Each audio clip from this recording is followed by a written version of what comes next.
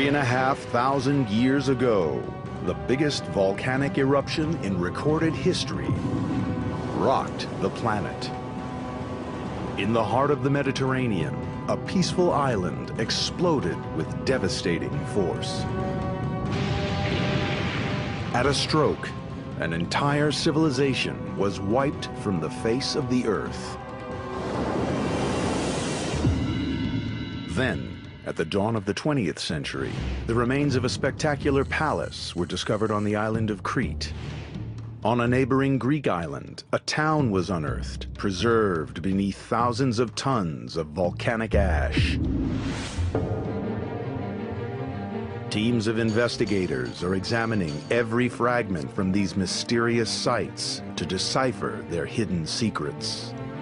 And out of the physical clues lifted from the ash, a radical theory has emerged. These ruins could be the home of an ancient civilization, Atlantis. Using cutting-edge visual technology, we rebuild the incredible towns, temples, and palaces. We reveal the majesty and the mystery of this lost world.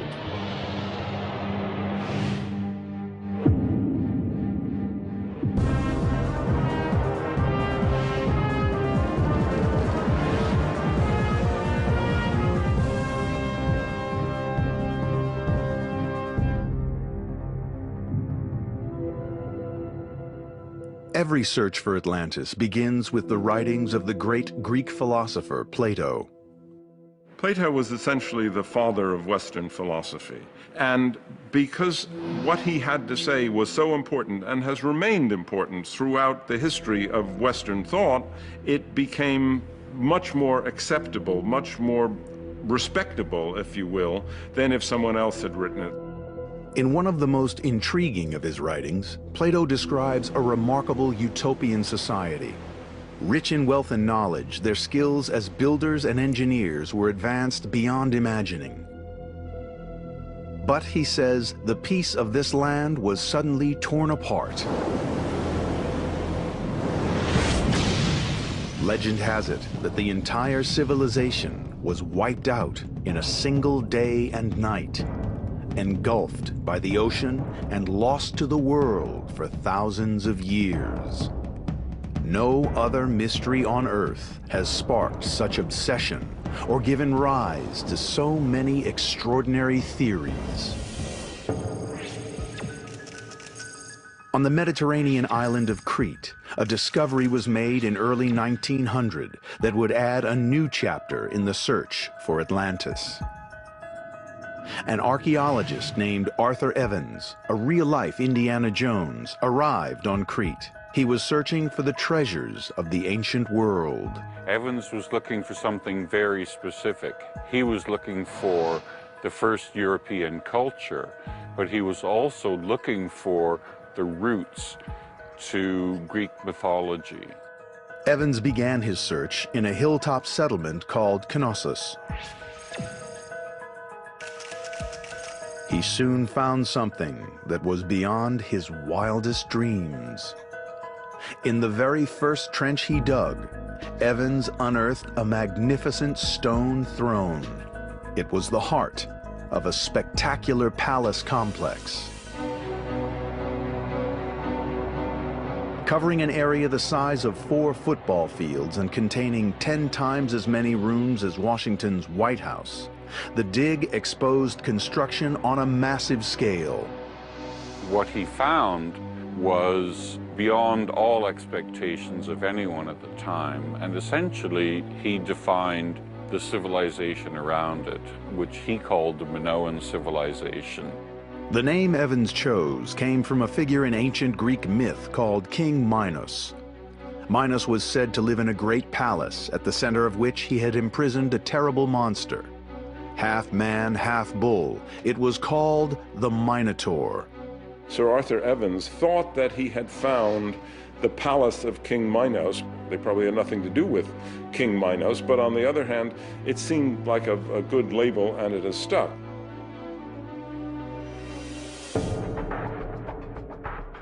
Today, a groundbreaking new theory has emerged as to the origin of this lost world. it's entirely possible that something like the Atlantis myth comes out of here, and it's passed on for centuries and grew in some kind of grand importance. And so there is this theory that the Minoans were in fact the early Atlanteans.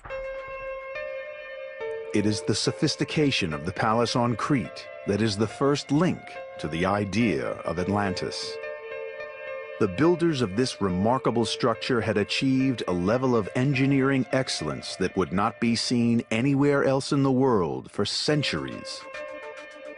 It is littered with artifacts dating back over 3,500 years. The remains of hundreds of decorative pots and beautiful wall paintings are being discovered. As investigators piece together the fragments of this ancient art, they are discovering sophisticated images of the people and the lives of a lost civilization. People were extremely interested because this was going back beyond the boundaries of classical studies and classical archaeology into something entirely new, which had not really been envisaged before. The buildings here are older than anything previously discovered on the island, and they are infinitely more advanced. Teams of experts are now searching for the clues that relate this complex architecture to Plato's story of Atlantis. Colin MacDonald has scoured every inch of the palace, above and below ground, to expose every technological achievement. And beneath the surface, he has discovered one of the site's most advanced features. Down beneath all of this, there is the most remarkable water system, both for the drainage of water and for the water supply itself. Astoundingly, this sophisticated network of pipes predates the plumbing of the great Greek and Roman empires by over 1,000 years. These terracotta or clay water pipes are made up of 1-meter sections, the one tapering into the other. It took water to lots of different parts of the palace, and equally impressive systems were used actually to get water out of the palace for the drainage system itself. A vast subterranean network carried wastewater away from the palace. Using the details of Colin's survey, we can now see how the drains circled through the palace's royal quarter. We're right in the middle of the main drainage system of the palace here on the east side. It's stone built on either side, about 1 meter high here. In times of torrential rain, huge quantities of water could be dealt with by this drainage system. A similarly sophisticated water management system is described in Plato's stories. He wrote of a palace where water was plentiful. Collected from the surrounding hills, it was in abundant supply throughout the city, just as it was here at Knossos. What's more, at the Palace of Knossos, the engineering above ground is every bit as sophisticated as that which Plato describes. The palace contained 1,300 rooms spread over 4 floors, all interconnected by miles of passageways. It was centuries ahead of anything seen from the same era on mainland Greece. What we had on the Greek mainland in the period of the palaces was nothing more complicated really than maximum 3 or 4 room single-story mud brick structures. There's no grand architecture on the scale that we see in the Cretan palaces. Plato describes the Palace of Atlantis as an acropolis sitting atop a great hill. At Knossos, we find just that. Construction must have involved huge earth-moving operations. The entire hilltop was flattened and terraces were carved so that the palace could be built on multiple levels. The large foundation blocks of the palace walls were constructed of crystalline stone called gypsum. It was quarried locally and then cut into massive blocks with bronze saws. We're right in the middle of a large quarry used for quarrying the gypsum that was used in the construction of the first palace at Knossos. Here, one can see very, very clearly the tool mark of the bronze object which sliced away an enormous part of the face, and the resulting block, which would have fallen down, would then either have been worked here or moved the 800 meters or so over to the palace itself. In the Atlantis myth, the external walls of the great palaces were said to shine like silver. Today, the gypsum walls of Knossos have been eroded by the elements, but in their full glory, they too would have sparkled. You can almost imagine what it felt like for a Greek coming ashore in Crete and seeing something like the glimmering gypsum palace at Knossos, this giant, shiny structure glistening in the sun from all this crystalline gypsum, and on a scale like they couldn't have even possibly imagined at that time. A vast royal residence, a place of worship and ceremony at the center of an advanced and wealthy civilization. Using their latest evidence, our team applies state-of-the-art imaging techniques to rebuild this prehistoric palace. We can now see the structure as it would once have stood here, supported by huge redwood pillars. Many believe this was Atlantis. Now, our investigators are going deeper, to the very fabric of this extraordinary palace in search of the vital clues that might provide proof. What they find is evidence of the cause of the destruction of this lost world.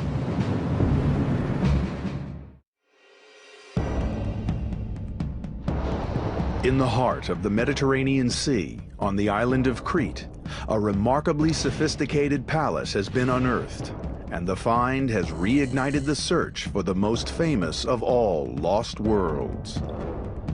With its massive scale, its complex water management systems, and its sparkling gypsum walls, the engineering of this extraordinary palace ties it closely to Plato's descriptions of Atlantis. Hidden deep in the fabric of this amazing place, there are even more compelling links. Plato wrote of Atlantis that it was a complex society that lived a utopian existence, its people in harmony with nature and their fellow man. That same harmony can be seen here, in the order and symmetry of the building's engineering, in the way it makes use of the natural flow of the elements. The palace engineers were masters at controlling the path of air and light through the depths of the palace quarters. They devised systems that appear advanced even today, even though they are almost 4,000 years old. Internal rooms were divided with an ingenious system known as pier and door partitioning. Rows of pillars were linked by discrete wooden shutters which could be controlled independently of each other. They could be set to block the path of a cold wind or channel a breeze to the palace's innermost room. At the very heart of the palace is the central court, providing light and air to all areas of the complex.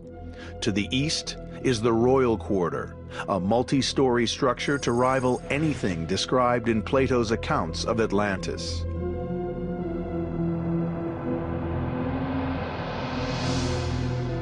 At its heart, a huge four-story spiraling staircase was built around pillared balconies, open to the elements to form a vast light well.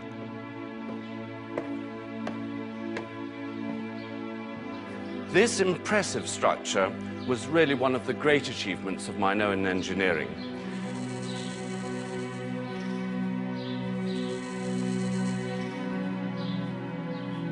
And in the middle of the staircase is this marvelous rectangular light well, which allowed the natural sunlight to diffuse all the way down to the bottom and then outwards into all the rooms which would otherwise have been very gloomy indeed.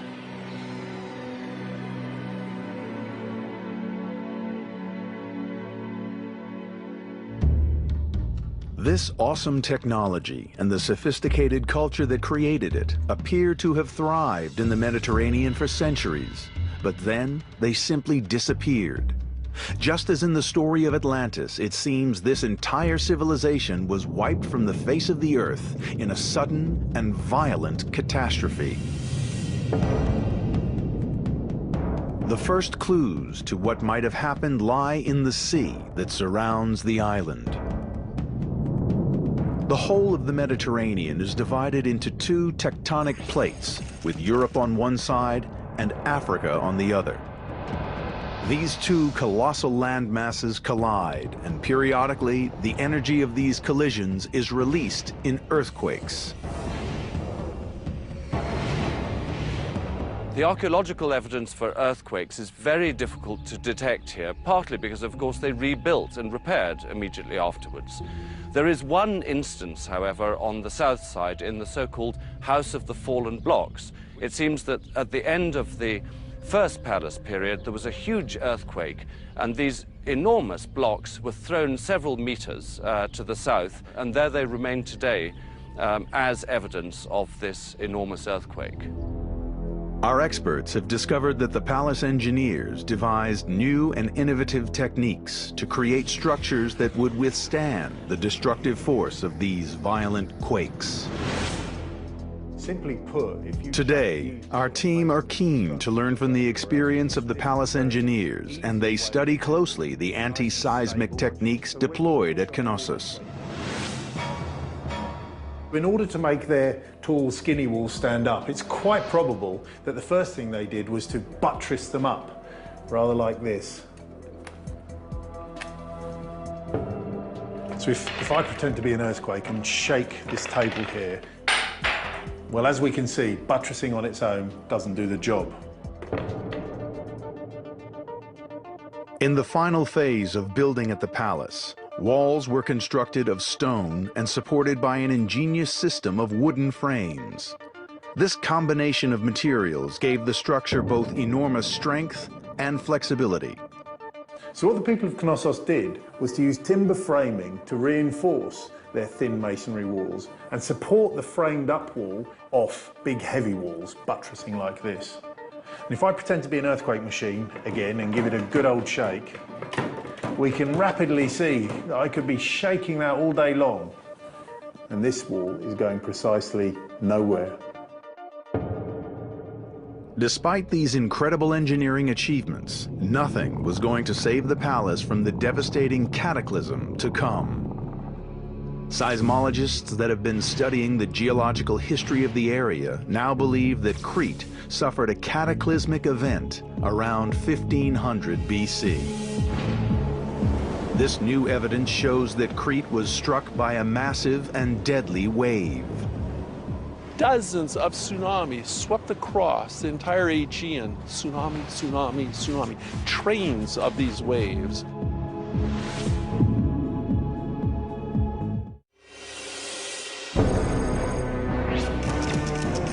On the Mediterranean island of Crete, archaeologists have discovered the remains of an ancient palace. These stunning buildings are the first trace of a culture that has been missing for 3,500 years, and many believe that the palace was at the heart of the most famous of all lost worlds, the civilization of Atlantis. Just like Atlantis, the palace of Knossos and the island of Crete were devastated in a cataclysmic event. In search of the source of this destruction, experts have focused on a volcanic island 100 miles north of Crete. It was known in ancient times as Thera. Today, it is Santorini. Volcanologist Floyd McCoy has made it his life's work to decipher the geological clues and piece together the island's destructive history. This volcano has an amazing history of repeated giant explosions. With every explosion, this hole in the ground, which we call a caldera, is re-excavated repeatedly. And every time it blows itself apart, it leaves a deposit on the landscape, and layer by layer, it built itself up. And so what we see over there are the layers of these repeated explosive eruptions through tens of thousands of years. At the center of Santorini, inside the cliffs of the main island, is Nea Kameni, the new furnace. It is a barren and hostile island, peaked by the crater of an active volcano. Floyd McCoy has discovered that there was once an island right at the center of the caldera. It was swallowed up by a terrible volcanic eruption. Occupying this large caldera then was this large island that a civilization lived on. It's gone. The island was blasted to bits.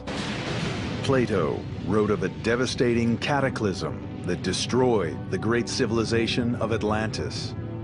And Santorini, the closest neighbor to Crete and the Palace of Knossos, was the location of one of the biggest explosions in recorded history.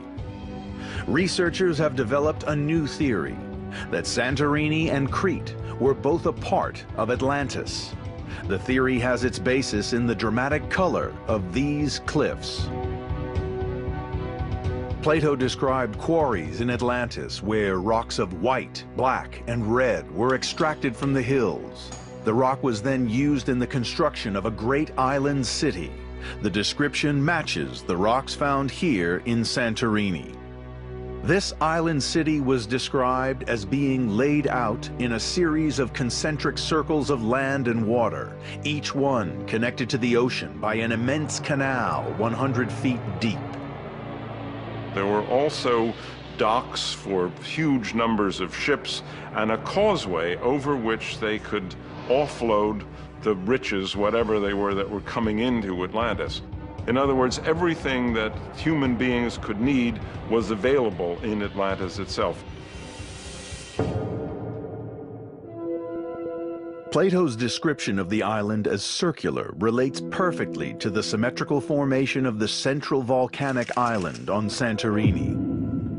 But to prove a link is impossible without proof of life on the island before its last big eruption.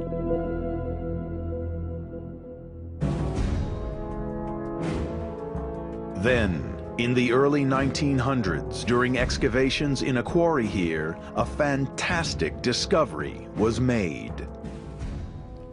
That layer, that white layer on top of the cliffs, is a deposit left from the catastrophic eruption in the Bronze Age.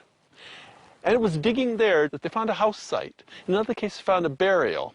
They realized this eruption had buried a civilization, a culture lived there. The story then of that ancient civilization starts there with that layer of white ash. These volcanic deposits, which still cover the entire island, fell in the course of a single cataclysmic eruption. Now our experts are stripping back the ash layer by layer to expose evidence of the lost world that lies beneath. Here it is. This is the level that man lived on, right here. Here, in fact, is what appears to be a remnant of a wall built by man on top. And then the eruption came. The big blast started, and all of this was deposited. This is pumice, and the pumice piled up very rapidly. And then the eruption continued, 4 days of a massive accumulation of all of this material all up here, 30, 50, 60, 80 feet of this material piling up, and then way up at the top, the debris flows, the mud flows that scoured the surface. All of this, one of the giant eruptions in human history. The first signs of life from before this big eruption had been found, and the search was on to reveal proof of a culture that would link the island to the great civilizations of Crete and Atlantis. The answer was unearthed in 1966 by an American archaeologist named James Mavor Jr. Mavor assembled a team to search the islands for signs of ancient artifacts. They began their dig on the southern tip of the island, in the tiny village of Akrotiri. In their very first trench, they struck gold. They unearthed an ancient wall buried under 30 feet of volcanic rock. As they dug deeper, the wall became a house, and the trench revealed a cobbled street. At their very first attempt, Maver's team had discovered an extraordinary town, perfectly preserved in the ash of a volcanic eruption. We are talking about a brilliant culture, brilliant civilization with a very advanced technology in all ways, and especially building technology. The discovery was hailed as one of the most important finds in classical archaeology. The town remained substantially intact. Just like the city of Pompeii in Italy, volcanic ash had filled the city and sealed it from the elements. Its contents had been preserved for more than 30 centuries. The huge task of uncovering the town continues today. With every inch of ash that is removed, new clues to the civilization that was here are revealed. And just as described in the legend of Atlantis, we see engineering skills that were sophisticated way beyond their time. When I first came to Akrotiri, I was expecting something rather simple. But then I realized that this town was made of multi-story buildings. And when we are talking about multi-story, we are talking about 2- and 3-story buildings. And at some point, I realized that I was walking on the 3rd floor of a building that had been constructed 3,500 years ago. That was really extremely impressive. Akrotiri is a truly extraordinary find. It is a city arranged with a structured assembly of interconnecting roads and paths, the earliest form of organized town planning ever discovered, and centuries more advanced than anything that has ever been seen before from this period. Archaeologists have mapped every inch of the town, and from their data, our team have built computer-generated models. You are now traveling down the streets and interacting with the buildings of a sophisticated community that was destroyed at the height of its power thousands of years ago. Just as we have seen in the Palace of Knossos, at Akrotiri there are complex multi-story buildings constructed of wood and stone. And the plumbing was even more elaborate. Fresh running water fed each house, and a sewerage system ran throughout the entire town. There is a perfect sewage system running under the streets, and these are connected to lavatories on the upper floors of the buildings. Not for at least 1,000 years would it become commonplace to find bathrooms inside people's homes. The discovery of this lavatory, as you can imagine, is truly very important. If you just stop to think, it took ages, hundreds of years to have lavatories within a house. It was not just the discovery of a toilet that so amazed the engineers, but also its ingenious design. The waste fell through a clay pipe to a chamber below, where water from the town drains flushed it into a cesspit. The pipes interconnected in such a way that a siphon effect was formed, drawing foul smells down the pipes and away from the lavatory. The design was centuries ahead of its time. This sophisticated system of water management matches up to the stories of Atlantis, in which Plato wrote of ancient towns equipped with hot and cold running water. But there was one crucial discovery at Akrotiri that lent new credibility to the idea that Santorini was the island at the center of Atlantis. A fresco was unearthed that revealed an image of life on the island 3,500 years ago. Can we be so lucky as to have a snapshot of what this landscape looked like? Here is the peninsula, the Akrotiri Peninsula. It shows a profile of the island, 1, 2, 3 peaks. Going down farther, we see a waterway that surrounds a central island, a fairly large island. And on that island, a city. They were living on the central island. That central island was a developing volcano. This idea of a central island port encircled with layer upon layer of buildings fits perfectly Plato's description of the island city of Atlantis. A city that at the height of its power was blown to bits in a devastating eruption. Seismologists are now following a trail of clues that lead from Santorini back to the palaces of Crete. They will reveal the full extent of the horrific disaster that tore Santorini apart and led to the destruction of an entire civilization.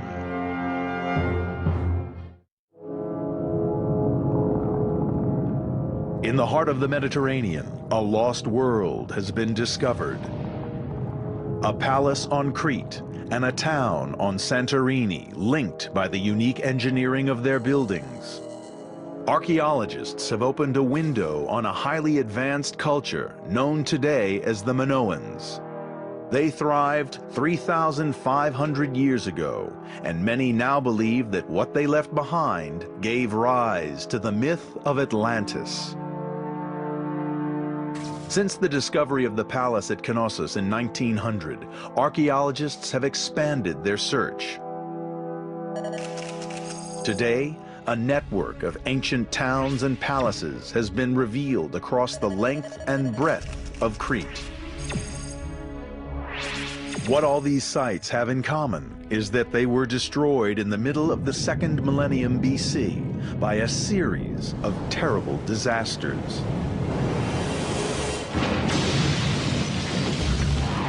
According to the Greek philosopher Plato, Atlantis too was destroyed in a single day and night. The land was swallowed by the sea. 100 miles north of Crete on Santorini, Floyd McCoy has been gathering data to determine if the magnitude of the eruption that happened here in 1500 BC was enough to cause the devastation of Crete. What he has discovered is beyond all expectations. So how big was this eruption? It was huge. How do we determine this is by how much material is blown out during the eruption. And the more we look, the more we find. There are huge, thick deposits of this ash and pumice on the seafloor that surround this island. It's been found down to the Nile Delta. It's been found up in the Black Sea. When we take all of this material and calculate the volume of it, we come out with an eruption that is perhaps 10 times Krakatoa in 1883. Because Krakatoa exploded in the late 19th century, we have comprehensive records of the eruption, and the details are spine-chilling. The eruption ejected more than 6 cubic miles of rock, ash, and pumice into the atmosphere, killing 36,400 people. But it would have been dwarfed by the Santorini eruption. It was enormous, and it occurred right in the middle of a flourishing civilization.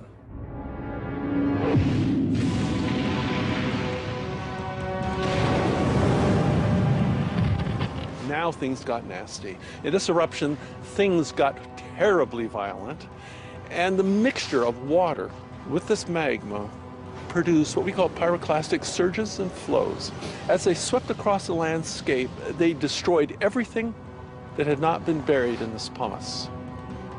At the heart of this civilization in Akrotiri, archaeologists have found signs that the residents were preparing to leave. Belongings were piled up outside houses, and beds were found pulled out into the streets. Sadly, for the few who took to the sea to head for Crete and the shelter of the palaces of Knossos, escape was no guarantee of survival. Because the settlements of Crete would be devastated, not by the ash and pumice that was raining down on Santorini, but by the next, even more devastating phase of the eruption. Every pyroclastic flow that entered the ocean also pushed the ocean aside. When you push the ocean aside, tsunami. Our investigators have turned to the experts at the National Observatory in Athens for proof of what happened.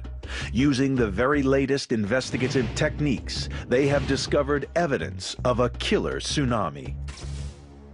Because of this new field of science, we have been able to discover a number of about 10 distinct tsunami events. So there's no doubt today that this very big tsunami event really existed and possibly contributed to the collapse of the Minoan civilization. Dozens of tsunamis swept across the entire Aegean. They made their way into the Mediterranean. These massive waves surged towards the unprotected north coast of Crete. First in the firing line was the coastal town of Malea. Just yards from the seashore stood a magnificent palace, its sophisticated structures engineered with the same complex layout as the palace at Knossos. The three-story facade facing north was directly in the path of the approaching waves. The inhabitants of the region probably gathered here at the palace because they saw this great plume of ash shooting up into the sky off to the north. It would have been visible all the way down to the Nile Delta. When the ash cloud reached the island, the sky above this ancient Minoan palace turned gray. During excavations on Crete, Alexander McGillivray discovered this volcanic ash in the deepest parts of the palace's ruins. It's a clue to the catastrophic sequence of events that overtook this society. When the first wave came pushing ashore, bringing with it their fleet, from fishing boats to great trading ships, would have all come crashing through here and gone all the way to the foot of the mountains over there, ripping away at this architecture, rubble and trees and smashed up ships, come crashing back through here and over back into the sea.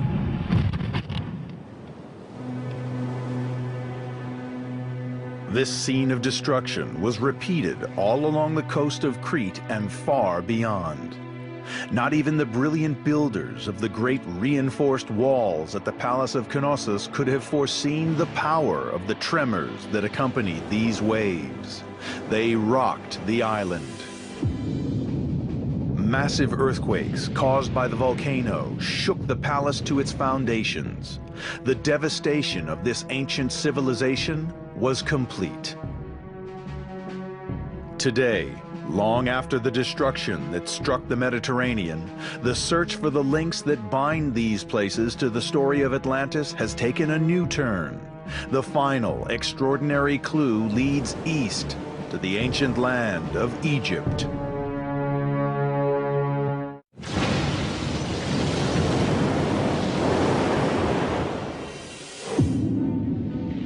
For the survivors of the largest volcanic eruption in history, life in the Mediterranean became hell on Earth.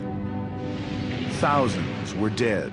Tsunamis had poisoned the land with salt water, and the air was thick with ash and noxious gases.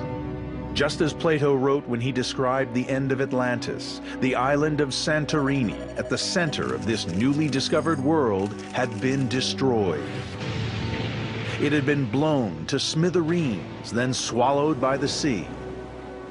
And 100 miles away, the great palaces of Crete had been devastated by quakes and engulfed by terrible tidal waves. In their search for evidence of the survivors of this devastating cataclysm, our investigators are piecing together the final chapter in the life of this extraordinary civilization. When the tsunami swept through here and reduced this building behind me to foundation level, the best way for the survivors to cope was to go to the most powerful nation and the wealthiest nation of the time to ask for help.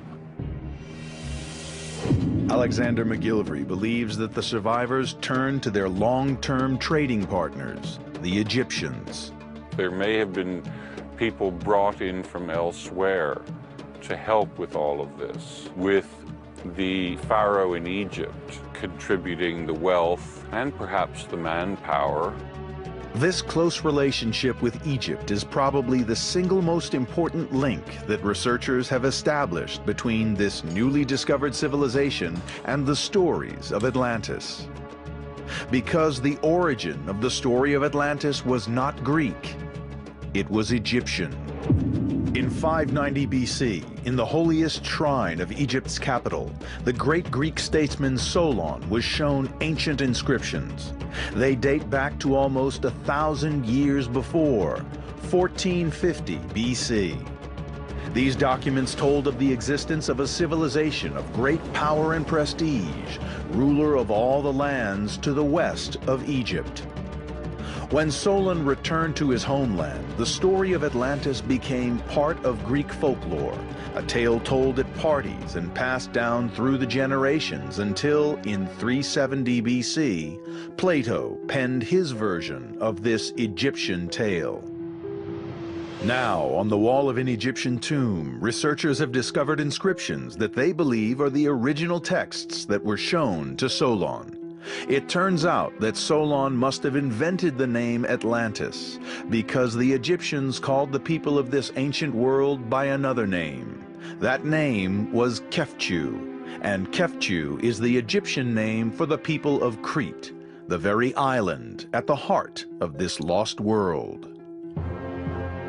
So what happened to the survivors from this remarkable civilization? There are signs on Crete that the Kefchu did begin to recover after the effects of the catastrophic volcano. But the survivors were dangerously vulnerable, and soon after the catastrophe, warriors from the Greek mainland invaded Crete. The Minoans did not have the strength or the numbers to repel the invaders, and the island fell. This finally spelled the end of one of the greatest civilizations in human history. The sophisticated engineering techniques and the extraordinary architecture that gave them their unique identity disappeared forever. The Greeks went on to dominate the entire Western world. They gave birth to a culture on which Western societies are based, but things could have been so different. If it weren't for the tsunami and the Theran eruption, we would probably be reading Plato in Minoan. The Minoans would have continued to expand their empire onto the Greek mainland. The White House would probably look more like the palace at Knossos than classical Greek architecture. There are still many questions to be answered that could shed light on the links between the great palaces, towns, and temples of Crete and Santorini, and the mysterious legends of the Egyptians' Kefchu and Plato's Atlantis. On Santorini, vast areas wait to be excavated, and the ocean bed remains largely unexplored. But time may be running out. At the heart of the caldera, beneath the towering cliffs of the modern-day Santorini, is the Nea Kamenni, or New Furnace. It is the site of the present volcano, and it is still very much alive. When the volcano collapsed after the eruption 3,500 years ago, it left behind a hole in the ocean 1,000 feet deep. Since that time, the volcano has been growing again, pushing back up through the ocean. Today, it rises 400 feet above sea level, back almost to the size that it was when it erupted 35 centuries ago. Seismologists believe that it will erupt again. The question is when. When that next big blast comes, the best we can do is hope that we can predict it and get away. If we don't, if we stay here for that next big explosion, we'll be a piece of the volcanic ash deposit. When the volcano does blow, it will engulf the surrounding islands again, freezing life in a moment of time, burying it under a new layer of volcanic ash. A new lost world will be created.